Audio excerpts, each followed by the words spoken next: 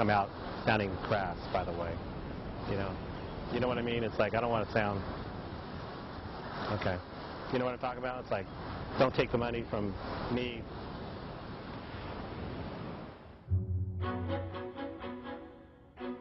In the early 80s, the American economy was rebuilt around the interests of big business and wealthy individuals, with the idea that their success would eventually benefit everybody. This trickle-down policy was the brainchild of the economist Milton Friedman, who got a Nobel Prize for it in 1976, and now his ideas are more popular than ever. Please be seated. Thank you all very much. It's an honor for me to be here to pay tribute to a hero of freedom, Milton Friedman. He has used a brilliant mind to advance a moral vision.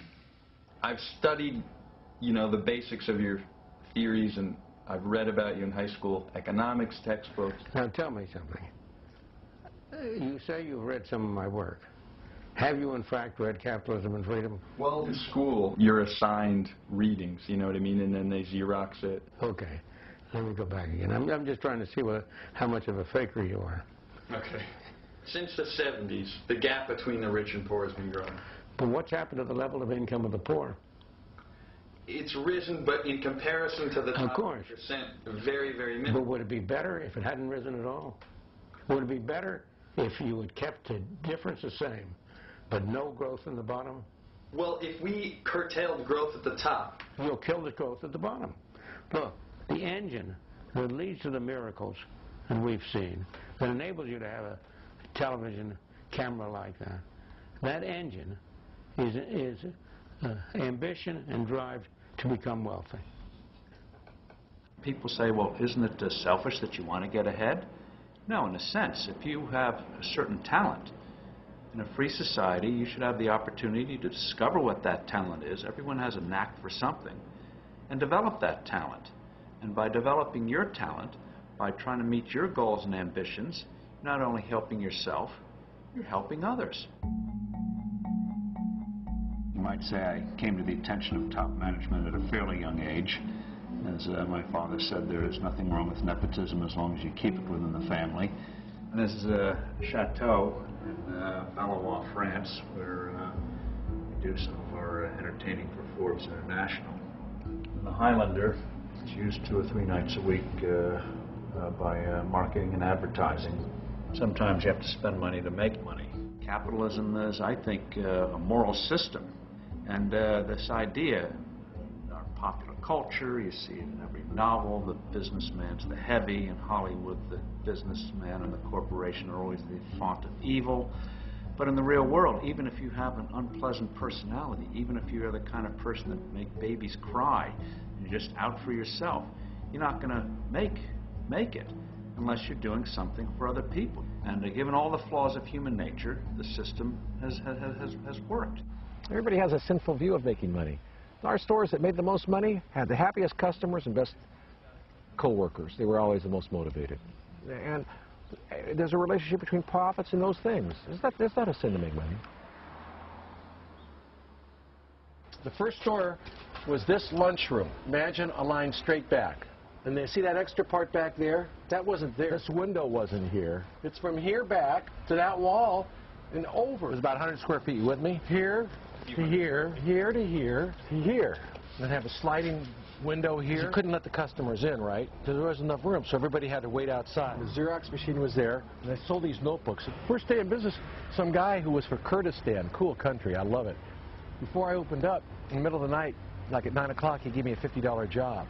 So I've loved the Kurdish people ever since. It was called Kinko's because of my nickname, because I had this kinky hair. And if you think of it, the first thing a baby learns is goo goo gaga. And you think of good businesses like Kodak, Xerox, Google. People remember strong consonants. That's why Kinko's was a good name. But really, I had this big curly hair, and before being called Kinko, I was pube head. So I thought Kinko's was better than Pubos. Do you want to make hundreds of millions of dollars on top of what you already have? Yeah. Yes, hell yes. Yeah. I want to make a hell of a lot more. Can you tell me about that? Well, one day I'd like to go to the moon and look at the planet Earth and say, ah, that's part of my portfolio. It sounds ridiculous, but Paul and a few people like him really do own the world's portfolio. And when you start to look around, the disparity is hard to miss. You know, you hear them get up there all the time, land of opportunity, you know, all this shit. That's in their head. They must don't ride through the same neighborhoods I ride through. They must don't go through the same towns I go through. They must don't visit and see the same people I visit on a daily basis. And they can't do that riding around in a damn limo and a helicopter. Wealth inequality is probably at an all-time high in the United States. We have reached levels of inequality that you've seen only in the oligarchies of South America. Starting here with the Tale of Two Cities, what you have is a level of concentration of wealth probably never seen before in our history. Now, of course, you have tens of millions of workers who can't live on what they earn, and they're earning less in inflation-adjusted dollars than even 1973. Countries like Peru or Venezuela, Colombia, even Brazil, there have been armed rebellions going on for decades now.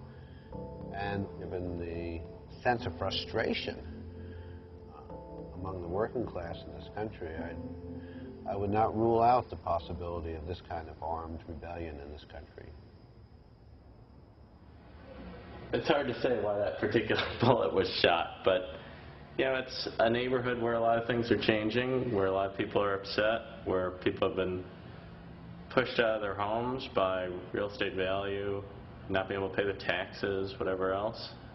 You know, I've tried to think about it. I've tried to think about if I were out there and someone else were in here, what would cause me to be resentful or envious.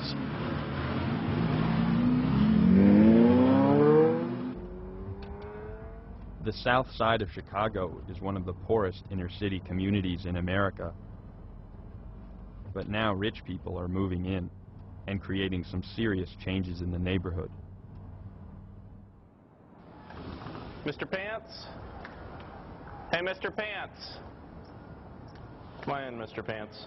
Pants. Mr. Pants is my second kitten. I had a kitten growing up, and when I went to get King, my first Mr. Pants, my father told me, you don't have to buy the first kitten you see.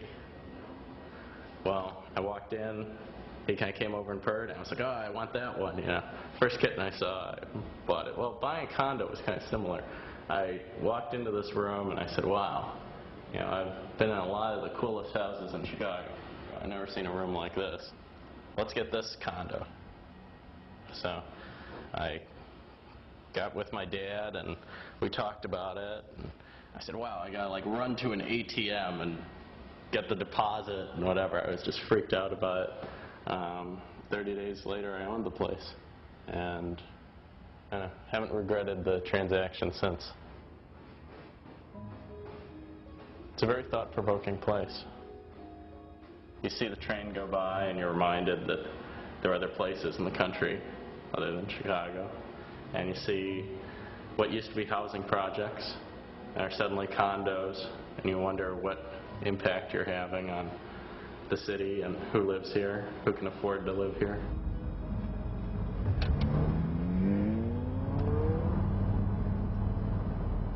It wouldn't be such a big deal if the change weren't so drastic. So these buildings used to be public housing. Now they're being taken condo. Sure, you put in new windows and you spruce the place up a little, but the fact is that someone who is using the public housing system lost his home for each one of these units that's being created.